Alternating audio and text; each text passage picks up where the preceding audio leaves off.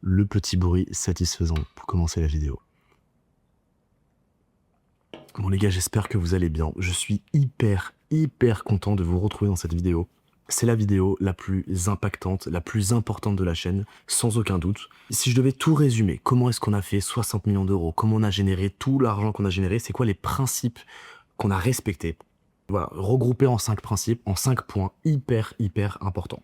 Ce que je vais te dire aujourd'hui, c'est pas des choses que tu retrouves sur YouTube. Nous, avec Lucas, même, je vais même te dire pourquoi on s'est lancé à l'époque sur les réseaux, il y a 1 an.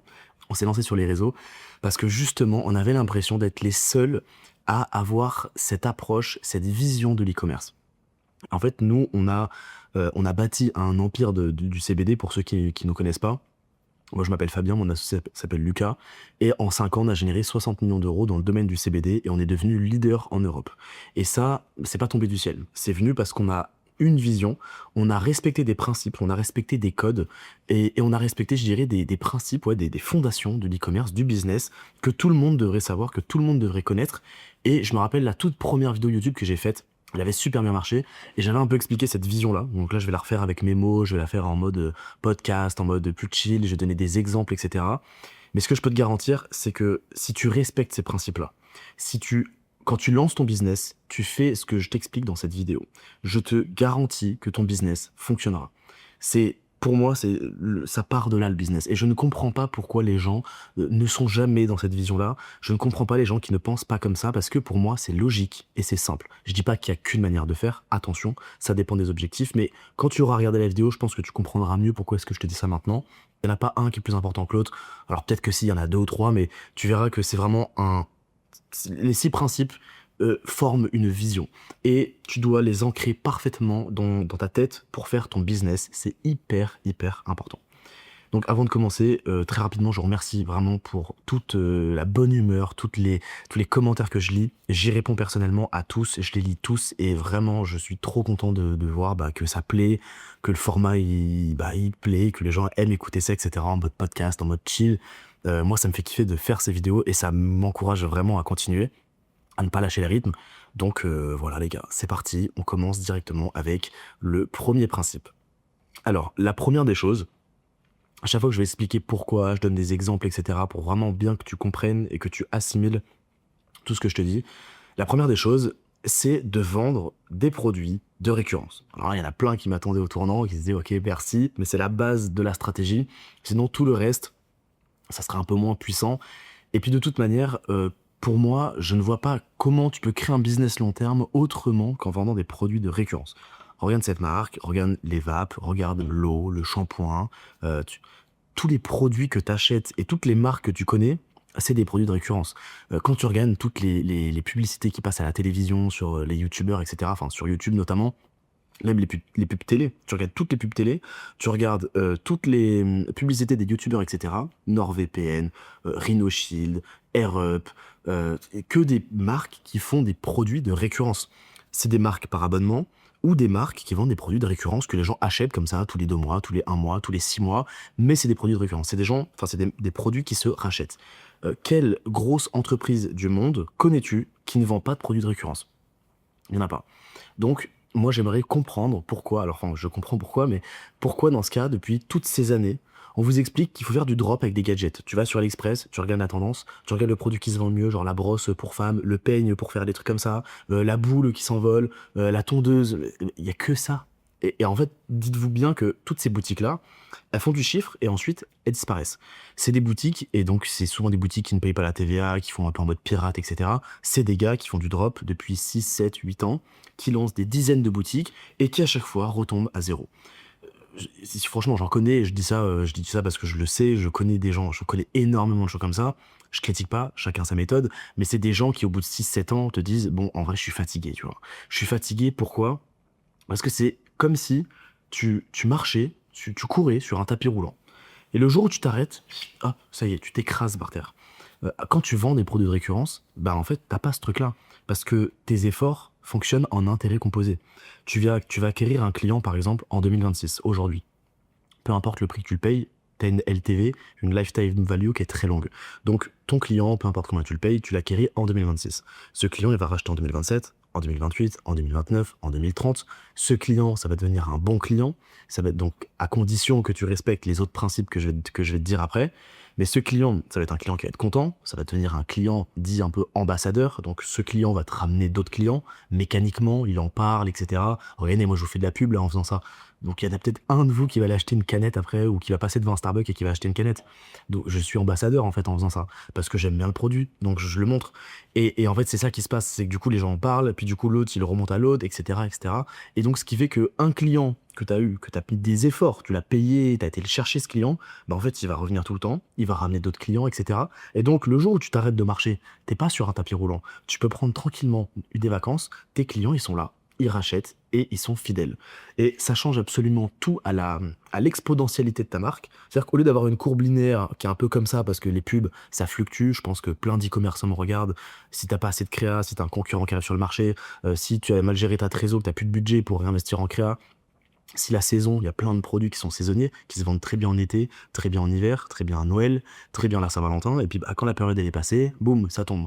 Et donc en fait, tu ne connais pas ça quand tu vends des produits de récurrence. Alors peut-être qu'il y a une petite saisonnalité, ça arrive, mais en général, c'est très linéaire au début, et ensuite ça devient exponentiel. Et donc, les gens nous disent souvent, mais comment vous avez fait autant d'argent, etc. Franchement, les gars, moi personnellement, même en France, je connais pas d'e-commerçants qui ont fait autant d'argent sans publicité. C'est ça aussi qui est dingue. Et parce que je ne connais pas d'e-commerçants qui ont vraiment construit des grosses marques avec des produits de récurrence. Il y en a plein, mais bah, comme j'ai cité tout à l'heure, mais c'est pas forcément des gens qui parlent sur les réseaux, c'est pas forcément des gens qui sont sur YouTube, en e-com, etc. Donc c'est pas des gens que tu connais, mais en vrai, c'est eux qui brassent. C'est eux qui brassent le plus. Donc voilà, premier point qui est méga, méga, méga important. Et moi, il y a une phrase que j'aime bien dire, un client qui ne rachète pas, c'est pas un client, c'est une vente. Donc, quand tu vends des produits, des gadgets sur AliExpress, en Europe, etc., que tu achètes des trucs un peu bas de gamme, tu fais des ventes. Tu n'as pas des clients. Donc, à partir de là, tu n'as pas du tout la même approche de l'e-commerce, tu n'as pas du tout la même approche de ton client, et du coup, tu ne mets pas du tout en place les mêmes actions. C'est pour ça que c'est le premier point, le plus important. Je le répète à chaque fois, mais parce que c'est la base, c'est l'essence même pour moi, du business, un restaurant, etc. Réfléchis vraiment, le business, c'est ça, avoir des clients, les faire revenir. Donc, premier point, je ne vais pas m'étaler de ouf dessus, mais c'est le plus essentiel. Ensuite, le deuxième point, c'est les avantages concurrentiels. Les avantages concurrentiels, c'est la base, et j'ai l'impression qu'il n'y a pas assez de gens qui en parlent. Alors que nous, Stormrock, notre première marque, s'est créée à partir d'une prise de conscience sur des avantages concurrentiels, et toute notre vie, pour rester dans le game, pour rester dans le marché, on ne faisait que regarder les avantages concurrentiels. Pour moi, c'est au centre de ta réflexion. Tous les jours, c'est des questions que tu dois te poser. Donc, on va prendre un exemple que tout le monde va capter. Chez des humains, toi, t'en as un qui va être grand, l'autre qui va être petit. Donc on va dire le grand, on va dire il a un avantage, le petit il a un désavantage. Sauf que le petit, peut-être qu'il va être intelligent, le grand il va être moins intelligent. Après t'as le mec moyen, lui il est ni l'un ni l'autre, mais bon lui il est moyen, il est assez bien partout, il est assez grand et assez intelligent. Puis après t'en as un qui va être genre hyper grand, et lui il va être genre méga drôle. Par contre il va être hyper bête. Bref, tu comprends un peu ce que je suis en train de dire. Chacun des forces, chacun des faiblesses. Chez les humains, on est tous pareils, chacun des forces, chacun des faiblesses. Et ben en fait, dans le business, dans l'e-commerce, dans les marques de manière générale, c'est la même chose. Il faut avoir cette approche-là tout le temps de se dire, c'est quoi sa force, c'est quoi sa faiblesse. Il y en a un, il va être super qualitatif, mais il va être super cher. Et il va abuser des prix jusqu'à baisser un peu sa qualité. On prend l'exemple d'iPhone, par exemple, un exemple con. Il y en a un, son site va être, il aura des bons produits, ils seront pas chers, mais son site, il est hyper moche. Genre vraiment le parcours d'achat, c'est vieillot de ouf. T'en as un autre qui va avoir un bon parcours d'achat, mais par contre le service client et les télédivraisons, ils sont horribles. Et donc, en fait, vraiment, nous, on a cette vision-là, et c'est ce qu'on conseille toujours aux gens, c'est de faire un tableau simple. Force, faiblesse. Tu viens lister tous les concurrents d'un marché, et tu viens dire c'est quoi sa force. De manière totalement objective, c'est quoi sa force, c'est quoi sa faiblesse. Tu viens et tu vas avoir, en faisant ce travail-là, tu mets donc les prix à chaque fois de référence sur un même produit, c'est quoi le prix, force, faiblesse. Et en faisant ce travail-là, tu verras que les tableaux se remplissent super vite, et tu verras qu'il y a toujours plein de faiblesses que tu peux remplacer par des forces, évidemment. Et en fait, en faisant ce travail-là, tu vas avoir une lecture du marché. Tu vas te dire, ok, en fait, si du coup je remplace ces faiblesses par ces forces et que je renforce les forces actuelles, exemple le moins cher du marché, on va se mettre encore un peu moins cher, c'est une force, on est les moins chers, mais on va pas pour autant baisser la qualité. Donc là, tu vas me dire, il y aura peut-être peu de marge, etc. On en vient juste après. Mais en tout cas, je vous garantis que c'est ce qu'on a fait avec Stormbank. Je me rappelle encore en 2021, vraiment regarder tous les sites de CBD et être en mode, mais attends, mais il n'y a pas de CBD qui n'est pas cher. Genre, en fait, tu étais obligé d'acheter des grosses quantités pour avoir des bons prix. Et ouais, j'étais en mode, attends. Si on vend genre 1 gramme à 5 euros, personne fait ça. Tout le monde vendait à 12, 13 euros le gramme, etc. Et si on a la meilleure qualité, parce qu'il y en a plein qui avaient des CBD qui étaient pourris. Il y en avait quelques-uns qui avaient du bon CBD, mais il était super cher. Et si nous, on met du CBD qui est plus puissant que les autres, et en fait, en accumulant comme ça les forces, et nous, on va mettre des numéros de téléphone partout sur le site, et on va avoir des conseillers français au téléphone, et nous, on va avoir un branding. Bref, tu comprends ce que je suis en train de dire. Et en fait, ma phrase que j'adore, quand tu es meilleur que les autres, ça n'est qu'une question de temps avant que tu les dépasses. C'est logique, c'est archi logique, et tu verras que je ne dis que des choses logiques, et avec Lucas, on n'a pas inventé l'eau chaude. Moi, je dis souvent aux gens, les gars, on n'est pas des génies. On est juste hyper pragmatique. On est hyper logique, on est hyper pragmatique. Et le business, bah, c'est que de la logique. Tous les mecs qui utilisent des termes hyper techniques, qui te sortent des stratégies de ouf, etc., ils n'ont pas compris le business, ou ils essaient de t'endormir. Le business, c'est simple. C'est des fondations, c'est des actions répétées, une lecture complète d'un marché. Et ensuite, tu fais ce travail-là, t'es discipliné, t'avances, et tu verras, les résultats arriveront. Donc, du coup, les avantages concurrentiels, je vais prendre un exemple. Je dis souvent d'ailleurs, le business, c'est pas inventer quelque chose. Le business, c'est de la cuisine. Tu prends un petit peu ce qui est bon ici, un petit peu là, un petit peu là, un petit peu là. Tu fais ton petit mélange et tu sors ta marque. C'est reprendre ce qui se fait sur le marché et le refaire en mieux. Et donc, tout part d'une analyse concurrentielle, une lecture d'un marché. Ensuite, définir ta stratégie et ensuite, lancer ta marque. Tout simplement. Et donc, ça part d'avantages concurrentiels. Il faut toujours rester dans le game. Il faut toujours voir les petits outsiders qui vont arriver, qui vont faire des trucs un peu mieux que toi. Et si tu arrives tout le temps à refaire ce qui se fait de mieux, c'est bon, t'as gagné. Donc ça, hyper important, les avantages concurrentiels. Deuxième point, toujours rester meilleur que les autres. Il y en a plein qui vont me dire, mais c'est hyper dur et tout. Franchement, pas tellement. Fais ce travail-là que je viens de te dire et tu verras que c'est pas si compliqué que ça. Il y a peut-être quelques-uns au début que t'arrives pas à voir. Mais en vrai, si tu donnes les moyens et si tu as vraiment envie et que c'est vraiment ton objectif d'être le meilleur sur le marché, eh ben, tu y arriveras. Ensuite, je vais passer au troisième point et j'avais mis un exemple quand même, c'est Starbucks. Bah, tu vois, je parle de Starbucks, je bois du Starbucks, c'est le bon exemple. En gros, Starbucks, si tu regardes ce qu'ils ont fait, ils n'ont rien inventé. Ils n'ont pas inventé le café, ils n'ont pas inventé le sucre, ils n'ont pas inventé le café au caramel. Eux, ils ont juste lu un marché. Ils ont dit, ok, dans le monde entier, il y a des brasseries qui vendent des petits cafés.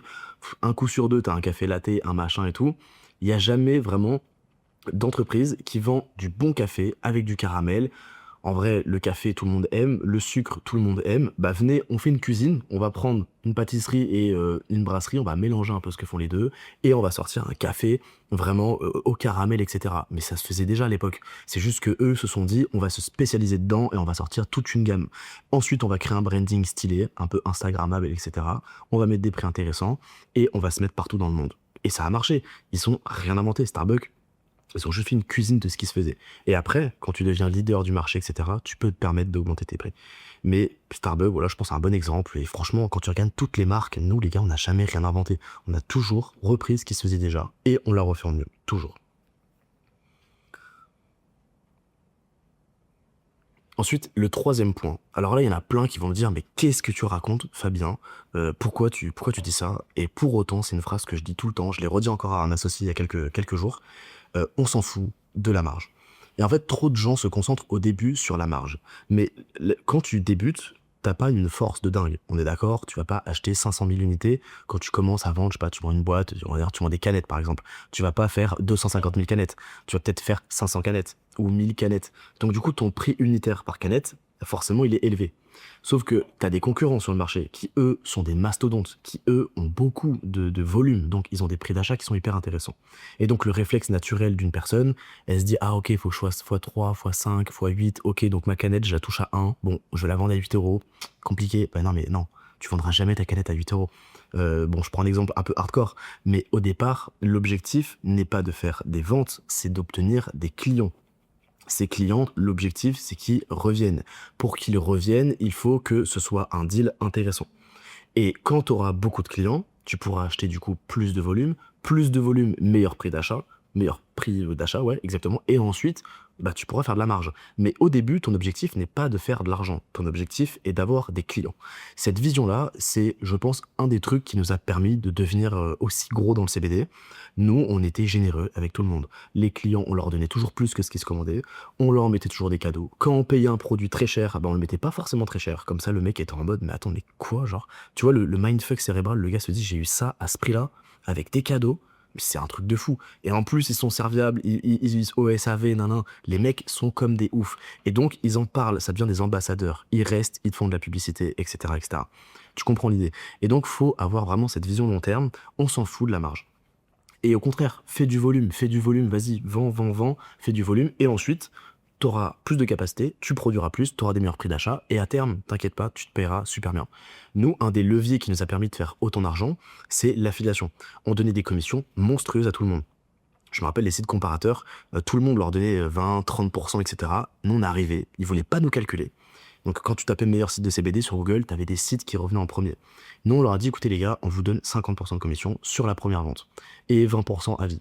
Le mec était en mode, ah ouais, sérieux? Ouais, t'inquiète. Nous, il y a des clients, je vous jure, on perdait de l'argent sur la première vente. Ça arrivait de nombreuses fois. Je mettrai d'ailleurs ici des screens de nos meilleurs clients, les commandes qui passent. Je mettrai des screens là, que vous captiez un peu à quel point c'était cheaté, à quel point nos clients achetaient énormément de quantité.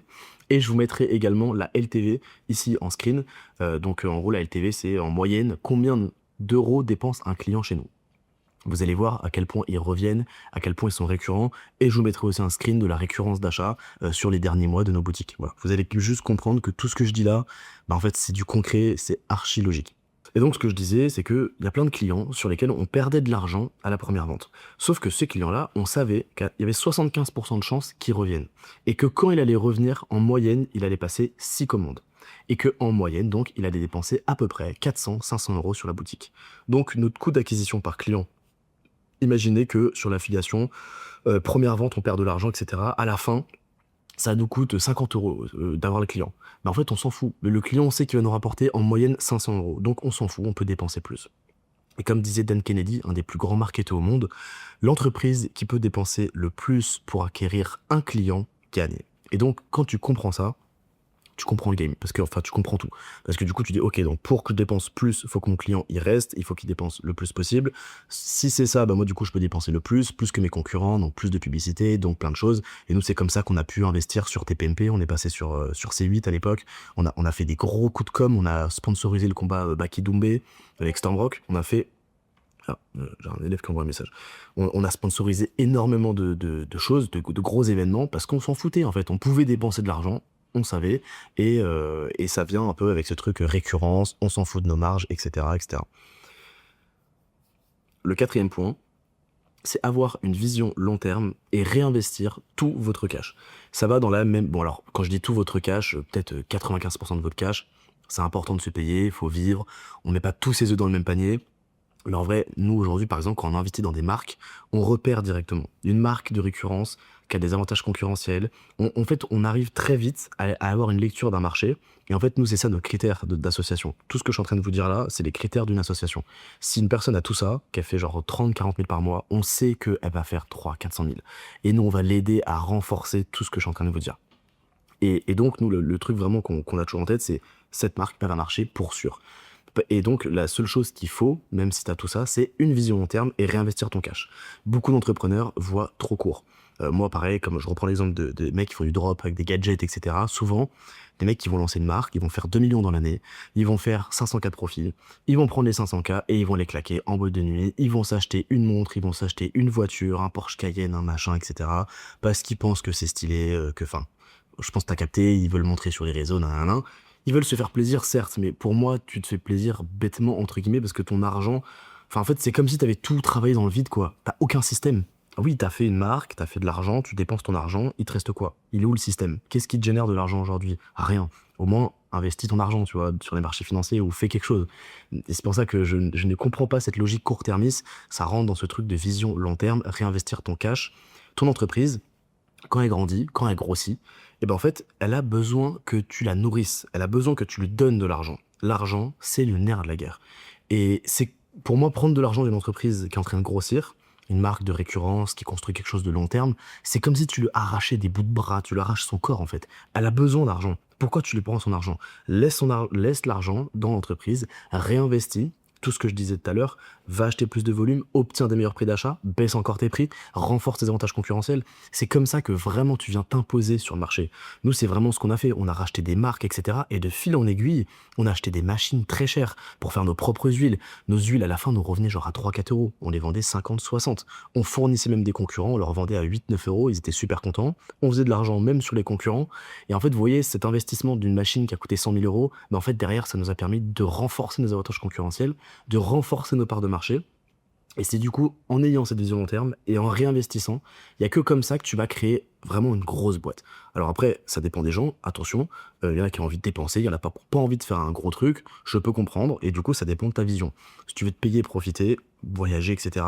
Ou si tu veux plus attendre, avoir une grosse marque, mais en sachant que si t'attends, bah derrière tu pourras encore plus te payer des voyages, tu vois. Moi c'est un peu ce truc que j'avais, maintenant on n'a pas tous la même situation, on n'a pas tous le même âge, etc. Donc ça dépend évidemment des gens, mais je dirais vraiment vision long terme, réinvestir son cash, hyper important. N'oubliez jamais que dans la vie, tout est effet cumulé. Tout est intérêt composé. C'est les efforts de tous les jours qui, à un moment donné, t'amènent une exponentialité. Tout ce que tu ne prends pas aujourd'hui te reviendra plus tard en x5, x10. Il faut vraiment toujours, et moi je vois la vie comme ça, au-delà du business, etc. C'est l'argent, c'est les relations, c'est les routines de travail, les petites habitudes de tous les jours. C'est ça qui t'amène vraiment vers des sommets et vers des ascensions exponentielles. Et donc vraiment, il ne faut pas sous-estimer l'effet cumulé dans la vie. L'investissement de l'argent, c'est des intérêts composés, c'est l'effet cumulé des choses. Et tout est comme ça dans la vie. Donc voilà, moi c'est un peu cette manière de voir les choses. Et c'est très important pour moi d'avoir cette vision dans le business. Ah, et petit point que je dis, c'est que d'ailleurs, les marques dont je suis en train de vous parler, enfin créer une marque de récurrence, etc., c'est des marques qui se valorisent beaucoup plus que des marques qui tournent tout le temps en ads, etc. J'ai rencontré un mec à Bali qui achète des marques. Donc c'est un mec aux États-Unis qui rachète des marques qui font minimum 1 million de profit à l'année. Et du coup, je lui posais des questions, je lui disais, mais en moyenne à peu près, comment tu valories une entreprise, etc. Et il m'a dit, bah en vrai, les e-commerce, il m'a dit qu'ils tournent vraiment full ads, qui sont boostés tout le temps aux ads et qui n'ont pas trop de récurrence, on va racheter 2 à 3 fois le bénéfice annuel. Donc l'EBITDA de l'entreprise, 2 à 3 fois. En revanche, une marque qui tourne en organique, SEO, qui a beaucoup de clients récurrents, ça peut monter jusqu'à 8 à 12 fois l'EBITDA, le bénéfice annuel. Donc on parle de x6, x7 en termes de valorisation. Tu fais 1 million de profit à l'année, ça va pas se revendre 2-3 millions, ça va se revendre peut-être 10-12 millions. Donc c'est pas le même business. Et logique, parce qu'un investisseur, bah, il a une sécurité, t'es positionné en SEO, t'as de la récurrence d'achat, bon bah vas-y, on va racheter cher, parce que en fait, ça crache du cash, et surtout, c'est un investissement qui est stable. Demain, ton BM Facebook, il se fait sauter, tu tournes qu'en ads, c'est compliqué, ça fait mal, ça fait très mal. Et je pense qu'il y en a beaucoup qui regardent cette vidéo qui se disent oui, ça fait mal. Donc voilà, c'est des choses qui arrivent et donc ça permet aussi de se protéger de ça. C'est ce que je disais tout à l'heure, quoi. Il n'y a pas le tapis roulant qui te met la pression comme ça, non, t'es tranquille. Tu vis bien, tu prends des bonnes décisions et tu valorises un business sur le long terme. Alors le dernier point, je savais pas comment l'appeler exactement, mais c'est une approche du business et je vais vous expliquer le avant et le après de nous. Au début, on l'a bien fait, puis ensuite on l'a plus bien fait du tout. En gros, j'ai appelé ça le complexe d'infériorité est une arme compétitive. Autrement dit, soyez dur avec vous-même et soyez admiratif de vos concurrents.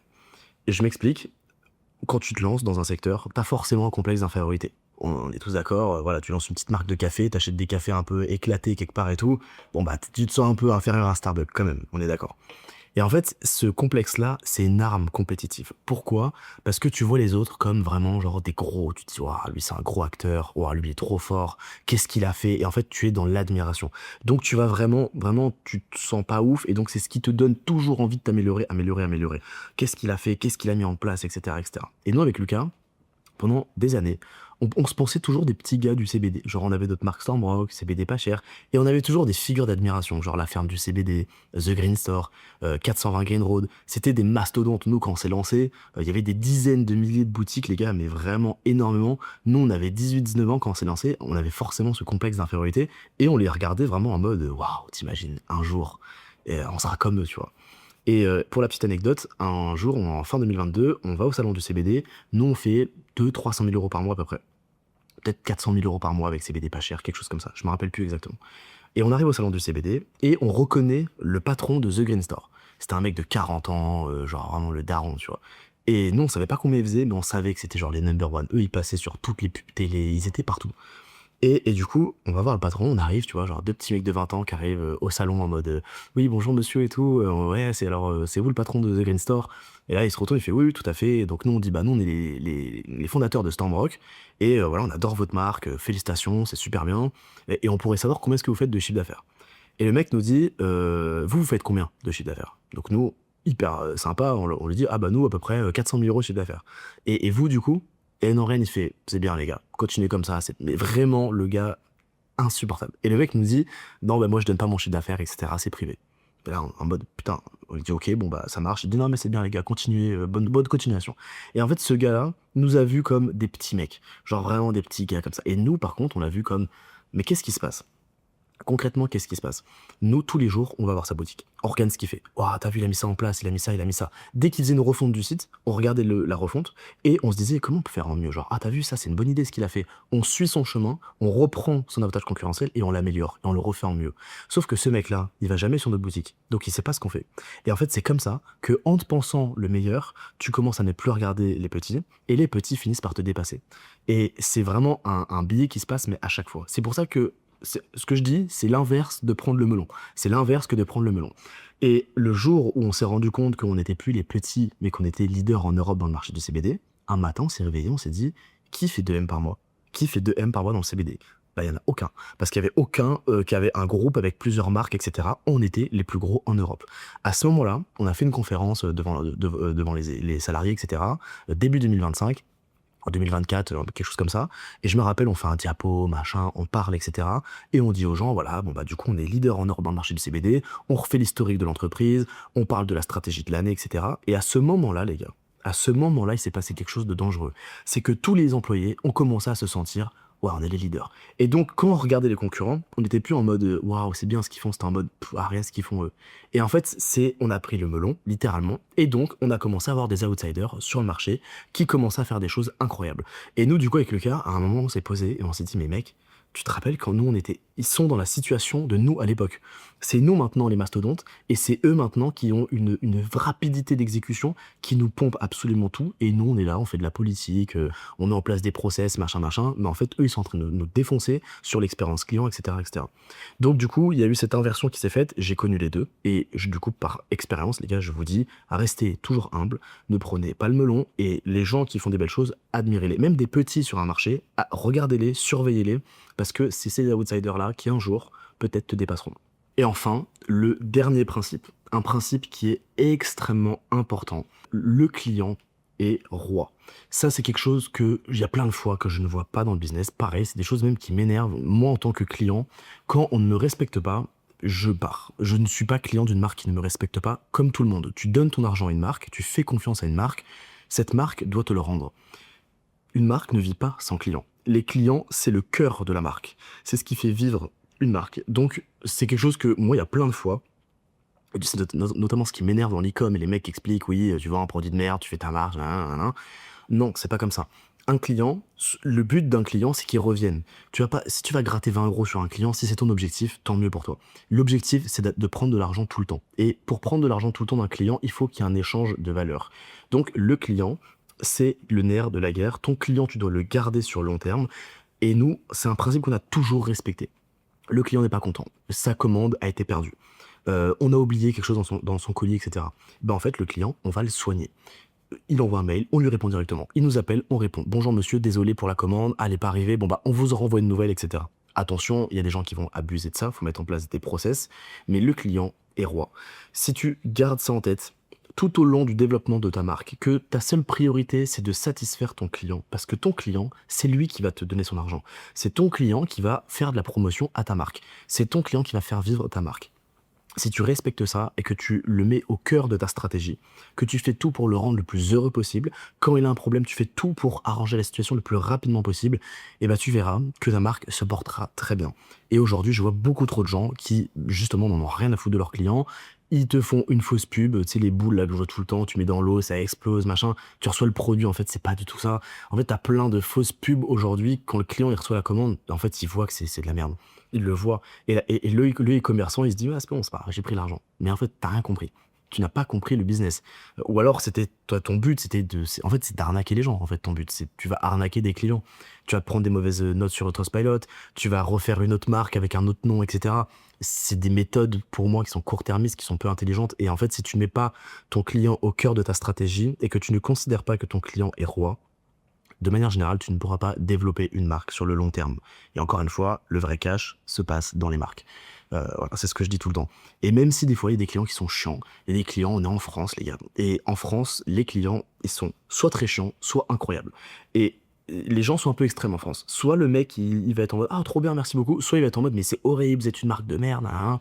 Et en fait, il faut vraiment prendre son mal en patience. Ravale ta salive, réponds à l'email, bonjour monsieur, nanana, nanana, nanana, navré, désolé. Et vous verrez que ce même client qui était pas du tout content au début, à la fin, si vous faites bien le boulot, il va être super content, il va dire mais vous êtes une marque de dingue, merci beaucoup, et il va vous faire de la publicité. Donc voilà, ne soyez pas impulsif avec vos clients, respectez-les, le client est roi, et ça, ne l'oubliez jamais. Donc voilà, c'était le dernier principe, les gars. Un principe qui est vraiment primordial, qui rentre un peu dans cette vision long terme, satisfaction client, récurrence d'achat, avantage concurrentiel. Tout ça ne forme pour moi qu'une vision. La vision du business, la vision que tu dois appliquer dans ta marque si tu veux faire de l'argent. Je te garantis encore une fois que si tu respectes ces principes-là, tu feras du cash pour sûr. Ce que je te dis là, c'est applicable dans tous les business. Même si on sort de l'e-commerce, c'est applicable dans tous les business. Prestations de services, etc. C'est de la récurrence, avantage concurrentiel, satisfaction client, vision long terme, réinvestir. Tout est toujours pareil. Donc j'espère que cette vidéo vous a plu, je suis hyper chaud d'avoir vos retours en commentaire, même vos expériences pour toutes les personnes qui ont fait de l'e-com, du drop, qui ont vendu des gadgets, etc. ou qui font des marques de récurrence. Je suis hyper chaud d'avoir vos retours et même sur la vidéo de manière générale. Moi, c'était un énorme plaisir de la faire. Ça me tient tellement à cœur de faire ce genre de vidéo parce que j'ai l'impression vraiment de donner du bien. Et ça fait du bien, je pense, d'avoir du contenu comme ça parce que c'est une approche bienveillante du e-commerce, c'est une approche long terme et c'est une approche qui fonctionne. C'est une approche qui a payé énormément pour nous. Et aujourd'hui, toutes les marques avec lesquelles on s'associe, toutes les marques dans lesquelles on prend des parts, c'est exactement ça qu'on applique tout le temps. Le client est au cœur du business. On a un produit de qualité. Que font les concurrents? Comment on peut faire mieux que les concurrents? Comment on peut réinvestir notre cash intelligemment? Nous, tous nos associés dans lesquels on prend des parts, on a une vision long terme, toujours. Même avec nos associés, on ne veut pas se payer dans un an ou quoi. C'est plus tard. On verra. Faisons une grosse marque, faisons un gros projet ensemble, et un jour, faisons un bel exit, et profitons de la life. C'est vraiment cette vision-là qu'on a. Et après, pour toutes les personnes aussi qui regardent mes vidéos, qui aiment un peu cette approche et cette vision, n'hésitez pas à faire un tour. On a un site avec une présentation un peu de notre histoire, on a des photos, des archives, et si vous vous êtes intéressé pour rejoindre notre académie, c'est la porte d'entrée un peu vers l'incubateur. Notre but à terme avec Lucas, c'est vraiment de prendre des parts dans les business qui réussissent le mieux, mais on a une porte d'entrée pour ceux qui ne connaissent rien au business ou qui n'ont jamais lancé de business ou qui ont des petits shops qui tournent, qui font moins de 30, 40, 50 000 par mois, etc., qui veulent rejoindre. On a une communauté hyper bienveillante, on s'entraide, on kiffe, on s'envoie des photos, on se motive, et surtout, on partage toutes nos stratégies. On fait des événements physiques, bref, on s'amuse les gars. C'est que du kiff, donc voilà, ça t'intéresse, n'hésite pas à faire un petit tour. Et puis écoutez, moi je vous retrouve dans la prochaine vidéo, dans 2 jours. C'était Fabien, je vous remercie. Ciao.